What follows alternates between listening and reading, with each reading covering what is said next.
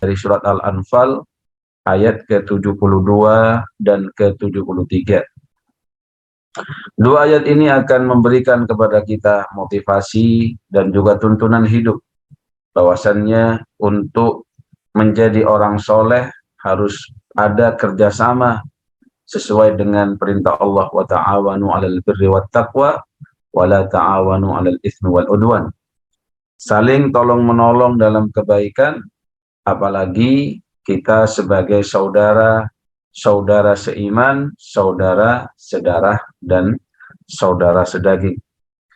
Ikhwatal iman jamaah sekalian, ayat ke-72 dari surah Al-Anfal dan ayat ke-73 adalah ayat yang akan memberikan kita informasi bagaimana persaudaraan antara umat Islam ini harus dibangun secara kuat dan juga harus bisa saling melindungi antara satu dan yang lainnya, bukan justru saling menghantam atau saling mencaci maki. Baik, kita baca terlebih dahulu, bisa mengikuti secara mandiri ya apa yang saya baca dari surat Al-Anfal ayat ke-72 dan 73. A'udzu billahi minasy syaithanir rajim. Bismillahirrahmanirrahim. Innal ladzina amanu wa hajaru wa jahadu bi amwalihim wa anfusihim fi sabilillah walladzina awaw wa nasaru ulaika ba'duhum awliya ba'd walladzina amanu wa lam yuhajiru ma lakum min walayatihim min syai'in hatta yuhajiru wa in istansarukum fid dini fa'alaikumun nasru illa ala qaumin bainakum wa bainahum mitsaq wallahu bima ta'maluna basir. والذين كفروا بعضهم أولياء بعض إلا تفعلوه تكن فتنة في الأرض وفساد كبير. Sadaqallahu maulanal azim. Ikhwatul iman jemaah sekalian, kedua ayat ini turun berkaitan dengan pertanyaan dari seseorang sahabat yang bertanya kepada Rasul Shallallahu Alaihi Wasallam, apakah kita boleh memberikan harta warisan kepada keluarga kita yang musyrik atau menerimanya dari mereka? Dalam ilmu waris Islami kita mengetahui bahwasannya ada hadis Nabi Shallallahu Alaihi Wasallam yang menyampaikan la yarithul muslimul kafirah walal kafirul muslimah. Jadi tidak saling mewarisi antara orang yang muslim dan orang yang non muslim. Dan itu menjadi ketentuan dalam ilmu waris. Dan na'udzubillah, misalkan ada orang tua memiliki anak yang murtad keluar dari Islam, atau sebaliknya ada seorang anak memiliki orang tua yang murtad keluar dari Islam, maka antara keduanya ini tidak saling mewarisi. Allah berfirman, innal ladzina, sesungguhnya orang-orang amanu yang mereka beriman, di mana ini adalah orang-orang sahabat yang dulunya hijrah dari Makkah menuju Madinah, wahajaru dan mereka berhijrah, wajahadu dan mereka berjihad, bi amwalihim dengan harta mereka, wa anfusihim dan jiwa-jiwa mereka, fi sabilillah di jalan Allah. Walladzina awaw dan sesungguhnya orang yang mereka ini senantiasa memberikan perlindungan, yaitu kaum Ansor, memberikan perlindungan, pertolongan kepada kaum Muhajirin, khususnya pada saat itu.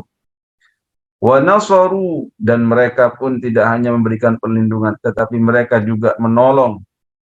Ulaika ba'duhum, mereka itulah sebagian dari mereka, auliya'u ba'din, adalah pelindung dari sebagian yang lain. Ikhwatul iman, dari sini kita mengetahui bahwasannya memiliki kekuatan yang mana kekuatan ini digunakan untuk melindungi yang lemah, yang membutuhkan perlindungan, itu adalah suatu kebaikan. Maka wajar jikalau dikatakan bahwasannya al-mu'minul qawi khairun wa ahabbu ilallah minal mu'minid dha'if. Seorang mukmin yang memiliki kekuatan, baik kita maknai kekuatan ini sebagai kekuatan jabatan, politik, kekuatan fisik, pokoknya identik dengan kekuatan yang bisa memberikan perlindungan. Apalagi secara fisik kuat, maka beda antara orang yang kuat dengan yang lemah. Maka dari itu, ikhwatal iman, orang yang memiliki kekuatan, kemudian dia memberikan perlindungan dan menggunakan kekuatan itu sebagai sarana untuk menolong saudaranya, ini adalah orang-orang yang memiliki keutamaan. Sehingga yang ada dalam kasus pada saat itu, orang-orang Islam yang mereka dianiaya, ditindas, kemudian juga menerima hal-hal yang tidak mereka inginkan di tanah air mereka sendiri. Akhirnya mereka keluar dari sana, mendapatkan perintah hijrah dari Makkah menuju Madinah, yaitu Darul Hijrah. Mereka pun disambut, mereka pun dibantu, dan mereka pun dianggap sebagai saudara, apalagi oleh Nabi Shallallahu Alaihi Wasallam pada saat itu dipersaudarakan antara kaum Ansor dan kaum Muhajirin. Bahkan saking luar biasanya persaudaraan itu, ada hukum saling mewarisi antara mereka. Padahal tidak ada ya keturunan nasab, tidak ada nasab sedarah sedaging. Dan kita tahu kalau dalam ilmu waris itu, di antara sebab orang mau mendapatkan warisan dari satu yang lain adalah ada faktor nasab, ada faktor pernikahan yang sah, dan ada faktor wala. Ikhwatul iman, sebelum ayat-ayat waris turun, khususnya dalam surah An-Nisa, di awal-awal surah An-Nisa, maka antara orang Islam dari kaum Muhajirin dan kaum Ansar ini saling mewarisi antara satu dan yang lain. Ini menunjukkan apa? Solidaritas antara mereka ini sangat kuat. Bahkan ada sahabat yang menawarkan separuh hartanya kepada saudara yang dipersaudarakan oleh Rasulullah, yaitu Abdurrahman bin Auf. Ini saudara sahabat Sa'ad mengatakan kepada beliau, saya tahu wahai engkau, wahai sahabatku, wahai saudaraku, engkau adalah dulunya orang kaya, engkau dulunya orang yang punya dan mampu, berharta. Namun karena mengejar ridha Allah, mencari keimanan, harus berhijrah ke Madinah, ditinggalkan semua hartanya itu. Bahkan istrinya pun tidak mau ikut dengan dia, dan istrinya yang menguasai hartanya ini. Maka kata beliau, ambil separuh dari hartaku, pilih satu di antara istriku yang engkau mau, nanti akan aku ceraikan dan bisa dinikahi. Namun luar biasanya sahabat Abdurrahman bin Auf ini ya memang memiliki mentalnya orang kaya, sehingga dia hanya mengatakan jazakumullah khairan, semoga Allah memberikan balasan dengan niat baikmu itu, cukup tunjukkan kepadaku, dullani ala suq, tunjukkan kepadaku pasar sehingga dia ini bisa berbisnis, bisa bermaisyah, dan dia pun menjadi orang kaya pada saat itu. Ikhwatal iman jemaah sekalian, innal ladzina amanu wa hajaru wa jahadu bi amwalihim wa anfusihim fi sabilillah wal ladzina awaw wa nasaru ulaika ba'duhum awliya'u ba'd. Dari sini kita mengetahui bahwasannya innamal mu'minuna ikhwah itu real. Bahwasannya di antara kita, antara seorang mukmin dan mukmin yang lain itu saling bersaudara. Bahkan di saat masa-masa hijrahnya para sahabat dari Makkah ke Madinah, persaudaraan itu menyamai persaudaraan mereka yang hidup sedarah dan sedaging yang bernasab. Lalu setelah turun ayat-ayat waris, maka kebolehan saling mewarisi antara mereka ini dinasakh atau dihapuskan. Yang perlu kita garis bawahi di antaranya adalah yang pertama, orang-orang beriman dan dengan keimanannya itu dia mampu meninggalkan apa yang dia cintai dengan berhijrah menuju Allah Subhanahu wa taala. Bahkan nanti diambil sebuah hukum. Kalau sekiranya kita berada di tempat tertentu itu, kita tidak bisa mengamalkan agama kita, tidak bisa kita ini melaksanakan ibadah kepada Allah dengan maksimal, maka silahkan kita berhijrah. Namun jangan sedikit-sedikit pindah, sedikit-sedikit pindah. Karena setiap masalah permasyarakatan itu pasti sama. Ada, mungkin ini ujiannya dari tetangganya. Nanti di tempat lain juga sama saja ada ujian-ujian dari orang-orang sekitarnya. Maka ikhwatal iman, agama kita menganjurkan kita untuk terus bisa menjaga hubungan baik dengan sesama, baik itu kekerabatan atau bertetangga. May yu'minu billahi wal yaumil akhir falyukrim jarahu. Barang siapa orang yang beriman kepada Allah dan hari akhir, maka muliakan tetangganya. Kemudian ikhwatal iman, wajahadu bi amwalihim wa anfusihim fi sabilillah. Yang kedua di sini yang perlu digarisbawahi, bagaimana perintah berjihad dengan harta-harta mereka, dengan jiwa-jiwa mereka, fi sabilillah, di jalan Allah. Jangan sampai disalahpahami, jangan sampai dijadikan dalil dan penempatannya salah.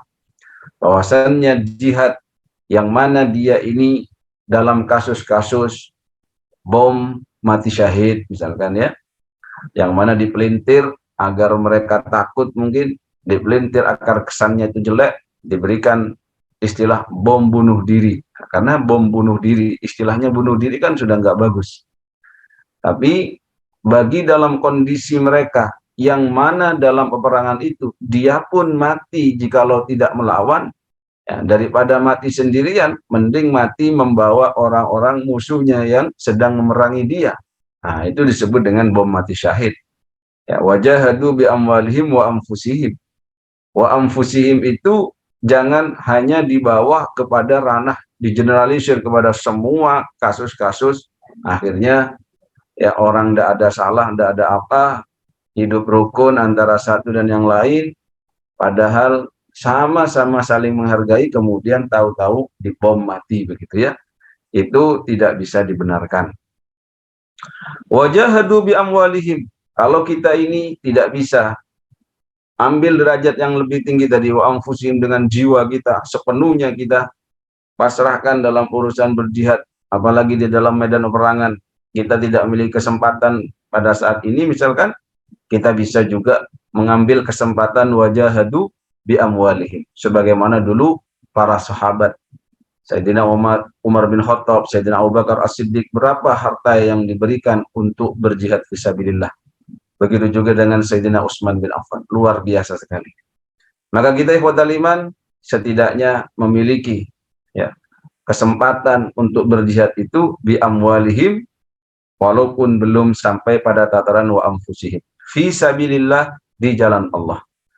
Ya banyak kalau diniatkan misalkan menjaga syiar-syiar Allah, membangun ini dan itu bisa juga nanti ranahnya lari ke sana.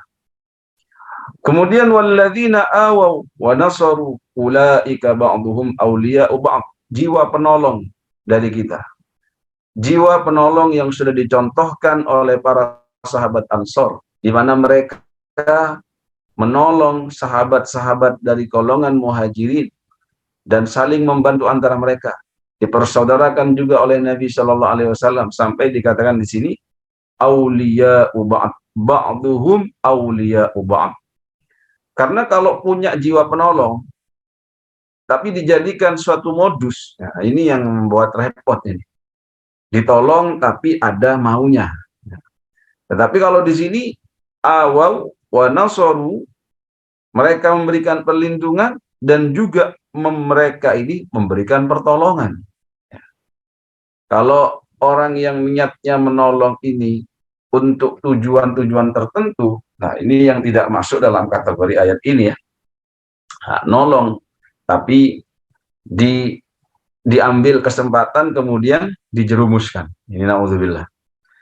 Maka ikhwatal iman, mari kita berusaha mencontoh bagaimana tolong menolong para sahabat pada saat itu, di mana kalau seorang kepala negara, Nabi akan sangat berpikir keras, khususnya misalkan masyarakatnya yang dulunya kondisinya ini adalah masyarakat yang mampu, dibawa ke suatu masyarakat ya dalam kondisi besar nih. Misalkan kita ini ikhwatal iman, ada dulu kasus pengungsi ya, dari mana? Dari Rohingya, dari luar negeri begitu. Ya, itu kan repot sekali. Mau masuk ke Indonesia, mau masuk ke sana, mau masuk ke sini, negeri ana, negeri sini, akhirnya ditolonglah sama negeri yang lain, misalkan yang mereka memiliki kekuatan dan memiliki solidaritas, bahwasannya mengatakan selama di situ ada adzan, maka di situ pun saya memiliki kewajiban untuk menolong saudara-saudara saya yang berada di situ yang membutuhkan pertolongan. Kalau kita tidak mempunyai kekuatan, mau nolong saja takut. Ya, maklum ya, mau nolong itu takut. Ya, kenapa? Karena kita ini lemah, dalam kondisi yang lemah, tidak memiliki kekuatan dalam politik, tidak memiliki kekuatan dalam kebijakan misalkan. Nah, ini pentingnya umat Islam ini memiliki kekuatan dan menggunakan kekuatan itu sebagai bentuk sarana untuk saling tolong menolong. Baik itu dalam bentuk ya pertolongan perlindungan ataupun pertolongan yang lain. Ikhwatal iman jamaah sekalian, kemudian walladzina amanu. Ini nanti menambali kasus yang tadi ya. Walladzina amanu walam yuhajiru, dan mereka orang-orang yang mereka beriman, walam yuhajiru, dan mereka tidak atau belum bisa berhijrah, malakum min wilayatihim, maka tidak harus bagi kalian untuk menolong mereka, min syai'in, dari suatu sedikit pun, hatta yuhajiru, sehingga mereka berhijrah. Ada yang mengatakan kasuistik ini ada pada pembagian atau ghanimah dan lain sebagainya. Misalkan ada harta rampasan perang atau harta yang didapat dari apa yang ditinggalkan oleh orang-orang ya, non-muslim ketika berada di tanah atau di dalam kekuasaan umat Islam. Ini orang yang tidak hijrah, orang yang belum hijrah, maka tidak memiliki hak di situ. Hanya saja hak itu diberikan kepada umat Islam yang ada di Darul Hijrah tersebut. Kemudian wa ini stangsorukum, karena mereka ada para saudara-saudara muslim pada saat itu di kalangan orang-orang Makkah yang tidak bisa berhijrah karena tua renta, karena sakit, karena ada halangan tertentu, padahal dirinya sangat ingin hijrah bersama Nabi Shallallahu Alaihi Wasallam. Bagaimana kondisinya jika mereka ini meminta tolong kepada kalian? Wa ini stangsorukum, dan jika mereka minta tolong kepada kalian fid dini, dalam urusan agama, fa'alaikumun nasru, maka wajib kepada kalian memberikan pertolongan. Illa ala qaumin, kecuali atas kepada kaum, bainakum, yang mana di antara kalian, wa bainahum, dan di antara mereka, mitsaq, adanya perjanjian. Wallahu bima ta'maluna basir, dan Allah dengan apa yang kalian kerjakan basirun, maha melihat. Nah, kita garis bawahi dari wa inistansarukum fid dini fa'alaikumun nasru illa ala qaumin bainakum wa bainahum mitsaq. Ini penting. Misalkan tadi kasus pengungsi. Misalkan kasus pengungsi ini dia mengungsi ke negara kita atau ke daerah kekuasaan kita. Namun pengungsi ini berkaitan erat dengan kaum yang kita memiliki perjanjian dengan dia untuk tidak bisa menerimanya atau tidak bisa mengambilnya gitu ya. Ini kalau kita kembalikan pada sejarahnya Sulh Hudaybiyah, perjanjian Hudaybiyah. Bahkan ada di saat itu yang sudah berislam dan mau ikut Nabi, tapi karena sudah ada perjanjian, tidak boleh. Pada saat itu di perjanjian Hudaybiyah itu, orang Islam menerima dari orang-orang yang Makkah untuk masuk ke Madinah. Kalau ada yang masuk harus dikembalikan. Ya. Maka di situ, ikhwatal iman, Nabi pada saat itu tidak bisa menolong. Bahkan sahabat yang lain ini ada yang tidak tega melihat. Bagaimana ini? Ini bagaimana? Ini kan sudah dia ini mau ikut kita, ini orang beriman ini. Mau lari ke Madinah, mau pindah ke Madinah. Tapi karena sudah tertekan kontrak, perjanjian ya, untuk saling independen, tidak saling mengganggu, tidak ada peperangan selama 10 tahun itu, maka Nabi pun membuktikan janjinya bahwasannya dia mengikuti sebagaimana yang disepakati. Nah, ini luar biasanya Islam. Sampai dalam surat Al-Maidah kita diberikan perintah, ya ayyuhalladzina amanu aufu bil uqud. Wahai orang-orang yang beriman, tepatilah akad-akad kalian. Ada yang menafsirkan aufu bil uhud, tepatilah janji-janji kalian. Ikhwatul iman jemaah sekalian, dalam urusan kebaikan saja, ketika kita memiliki perjanjian dengan orang lain, dengan misalkan waktu di Hudaybiyah itu dengan orang yang tidak seiman dengan kita, secara kasuistik kan ini adalah orang yang beriman yang mau ikut ke Madinah, yang ikut memperjuangkan keimanannya, maka kita sudah memiliki negara yang sah, kita kan harus bisa menolongnya. Tetapi karena ada perjanjian yang sudah ditandatangani dengan kesepakatan, maka Nabi pun tidak mampu menolong itu. Dan bahkan beliau mendoakan semoga diberikan jalan keluar oleh Allah Subhanahu wa Ta'ala. Nanti bisa di cross check lagi di sirahnya di Hudaybiyah, ya. Abu Jandal dan lain sebagainya. Ikhwatul iman jemaah sekalian, kemudian ayat berikutnya, walladzina kafaru ba'dhuhum awliya'u ba'dhin. Dan orang-orang yang kafir itu, sebagian mereka adalah pelindung dari sebagian yang lain. Jadi kalau kita mengkaitkan dengan al-arwah junudun mujannadah, ruh itu juga berkelompok-kelompok, sebagaimana nantinya kita dunia ini berkelompok-kelompok, saling melindungi antara satu dan yang lain, saling bekerja sama antara satu dan yang lain. Maka di sini kita penting untuk memilih komunitas yang baik, untuk memilih saudara-saudara yang baik, untuk memilih juga sahabat-sahabat yang baik, sampai dikatakan kalau engkau ingin mengetahui kualitas agama seseorang, falyandur mayyu khalil. Maka lihat dia, dengan siapa dia bergaul, dengan siapa biasanya dia bekerja sama, dengan siapa dia meminta perlindungan. Sampai dalam ayat yang lain kita ditegaskan, la yattakhidul mu'minunal kafirina awliya min dunil mu'minin. Jangan sekali-kali seorang mukmin itu mengambil pelindung, menjadikan kekasih aulia terhadap orang-orang yang tidak beriman, ya. Maka memilih sahabat, berteman boleh dengan siapa saja, tapi bersahabat sebagaimana Nabi mengambil sahabat, yaitu Khalil. Nama Khalil itu, istilah Khalil itu lebih dekat dari sekedar sahabat, dari sekedar berteman gitu.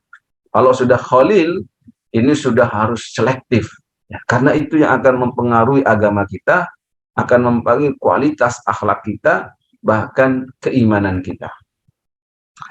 Ikhwatul iman, apalagi hubungan-hubungan yang terlarang. Misalkan contoh ya, pacaran dengan yang tidak seiman. Ini kan namanya pacaran itu kan ya melebihi sahabat. Kalau teman-teman tapi mesra belum dikatakan pacaran, katanya anak-anak muda itu. Tapi kalau sudah pacaran itu saling memberi, saling mengisi, saling, pokoknya begitu, Pak. Nah, akhirnya ketika pindah ke agama lain, baru nangis-nangis itu orang tuanya. Kenapa ketika pacaran kok dibiarkan?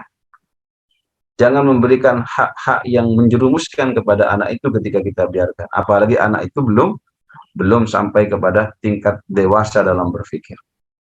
Ikhwatal iman jamaah sekalian, walladzina kafaru ba'duhum awliya'u ba'd.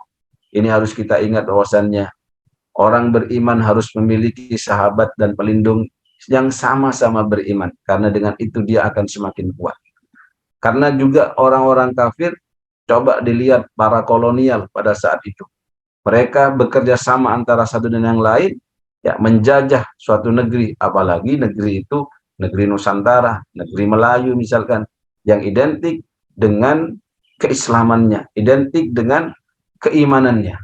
Bahkan kalau kita melihat sejarah dari Kepulauan Riau misalkan, ya, dari warkah-warkahnya Raja Ali misalkan, warkahnya raja-rajanya yang sempat dulu dikhianati oleh orang-orang negerinya sendiri, yang bekerja sama dengan siapa? Bekerja sama dengan orang kafir, dengan orang non-muslim, dengan para penjajah, dengan kolonial Belanda.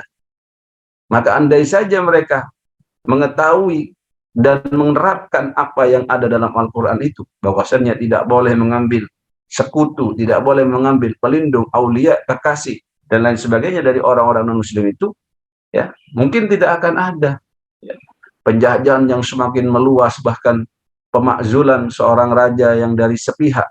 Ya, ini ikhwatal iman pentingnya kalau kita bawa ke dalam sejarah Nusantara kita. Illa taf'aluhu takum fitnatum fil ardi wa fasadun kabir. Kata Allah Subhanahu wa taala, jika kalian tidak melaksanakannya, yaitu untuk saling melindungi antara kalian, akhirnya kalian lemah, akhirnya kalian mudah diadu domba. Ada pengkhianatan-pengkhianatan di antara kalian. Maka kita bisa lihat sejarah-sejarah kita. Sejarah-sejarah bagaimana Islam ketika mencapai peradaban Islam yang tinggi, hancurnya terkadang memang berawal dari kemunafikan, pengkhianatan-pengkhianatan, yaitu orang-orang yang ada di dalam tubuh, tetapi mereka menggerogoti tubuh.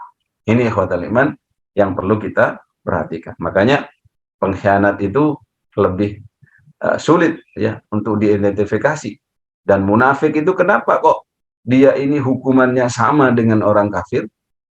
Justru kalau berperang dengan orang yang non-muslim di depan mata ini, di depan mata jelas gitu, ya. Tapi kalau berperang dengan saudara sendiri yang mereka menggerogoti dari dalam, membocorkan informasi yang penting, apalagi itu bersifat informasi intelijen, ya ini yang lebih berat lagi. Maka di sini kalau kita masukkan ke dalam ranah bernegara, bermasyarakat, apalagi berukhuwah al-Islamiyah, ini sangat penting. Illa taf'aluhu, sampai dikatakan oleh Allah Subhanahu wa taala dalam firman-Nya, jika kalian tidak melaksanakan perintah Allah untuk saling melindungi, takun fitnatun fil ardi, maka akan terjadi fitnah, kekacauan, fil ardi, di muka bumi, wa fasadun kabir, dan kerusakan yang besar. Ya, tadi kalau kita masukkan dalam ranah, ya, dalam bernegara, ya, pengkhianatan antara satu dan yang lain, maka fasadun kabir itu kehancuran dari sebuah negeri, kehancuran dari suatu masyarakat. Nauzubillahi min dzalik. Begitu juga ada yang memahami illa taf'aluhu, ya, illa taf'aluhu itu kembalinya kepada saling mewarisi. Jikalau kalian tidak memperhatikan, saling mewarisi itu adalah larangan bagi mereka yang berislam dengan yang tidak berislam, lalu dilanggar begitu saja, maka di situ akan terjadi fitnah, akan terjadi kekacauan, takun fitnatum fil ardi wa fasadun kabir. Ikhwatal iman jemaah sekalian, semoga dua ayat ini semakin menguatkan jiwa ukhuwah antara kita. Tidak saling mudah bersuudzon, apalagi dalam hal-hal sosial, apalagi dalam hal-hal kebaikan, apalagi dalam hal-hal ibadah. Juga semakin menguatkan segala hal-hal yang terkaitannya dengan hati. Hati yang saling mencintai karena Allah, tidak saling membenci, tidak saling dengki, dan semoga kita diberikan oleh Allah kekuatan untuk bisa terus menjaga ukhuwah Islamiyah kita, menjaga ukhuwah iman kita, menjadi orang-orang yang saling melindungi antara satu dan yang lain, dan saling menyayangi antara satu dan yang lain. Dalam perintah Allah melalui Rasul-Nya, irhamu man fil ardi yarhamukum man fis sama. Berilah kasih sayang, tebarlah kasih sayang kepada siapapun yang ada di muka bumi, maka engkau akan dikasih sayangi oleh Allah Subhanahu wa Ta'ala. Semoga bermanfaat. Cukup ini yang bisa saya sampaikan. Mohon maaf atas segala kekurangan. Bila ada pertanyaan bisa ditulis di chat atau disampaikan. Semoga bermanfaat, khususnya bagi yang menyampaikan. Subhanakallahumma wa bihamdika asyhadu an la ilaha illa anta nastaghfiruka wa natubu ilaik. Assalamualaikum warahmatullahi wabarakatuh.